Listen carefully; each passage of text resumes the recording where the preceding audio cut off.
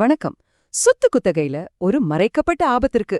அதுல உங்க சேமிப்பு பாதுகாப்பாவே இருக்குமா? வாங்க பார்க்கலாம். மாதா மாதம் வாடகை கட்டுற பணம் திரும்ப வராது. ஆனா குத்தகை பணம் அப்படியே திரும்பிடும். அதனால இது ஒரு நல்ல ஆப்ஷன் மாதிரி தெரியும். சென்னை மாதிரி பெரிய நகரங்கள்ல வாடகையே சம்பளத்துல ஒரு பெரிய பங்கு எடுத்துக்குது. அப்போ இந்த குத்தகை முறைதான் இதுக்கு சரியான தீர்வா? ஆனா அது உண்மையிலேயே அப்படியா? மாசா மாசம் வாடகை இல்ல, குத்தகை பணம் முழுசா திரும்பவும் கிடைச்சிடும். சொந்த வீடு மாதிரி இருக்கலாம். முக்கியமா நீங்க தெரிஞ்சுக்க வேண்டியது, இது சட்டப்படி அங்கீகரிக்கப்படாத ஒரு முறைசாரா ஒப்பந்தம். எல்லாம் நல்லபடியா போனா எந்த பிரச்சனையுமே இல்ல. ஆனா ஏதாவது தப்பா நடந்தா? இப்போ ஒரு முக்கியமான கேள்வி. அந்த வீட்டு உரிமையாளர் பேங்க்ல லோன் வாங்கியிருந்தா என்ன ஆகும்? ஒருவேளை அந்த வீட்டு ஓனர் சரியான நேரத்துல கடனை திருப்பி கட்டலேனா அங்கதான் பிரச்சனை ஆரம்பிக்குது. இதுக்குள்ள ஒளிஞ்சிருக்கிற இந்த பெரிய ஆபத்து உங்களோட நிதி நிலைமைய தலைகீழா மாத்திடும்.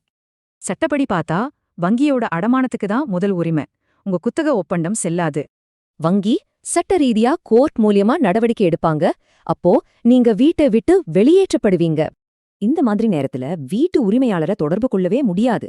அப்போ உங்க பணம் என்ன ஆகும்? இதோட விளைவு ரொம்ப மோசம். நீங்க தங்கியிருக்கிற வீட்டையும் உங்க சேமிப்ப பணத்தையும் மொத்தமா இழக்க நேரிடும்.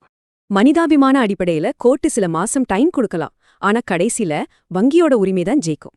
இது கேட்கவே பயமா இருக்கலாம். ஆனா இதுல இருந்து உங்களை பாதுகாத்துக்கு சில வழிகள் இருக்கு. குத்தகை ஒப்பந்தம் போடுறதுக்கு முன்னாடி நீங்க கண்டிப்பா இந்த விஷயங்களை சரிபார்க்கணும்.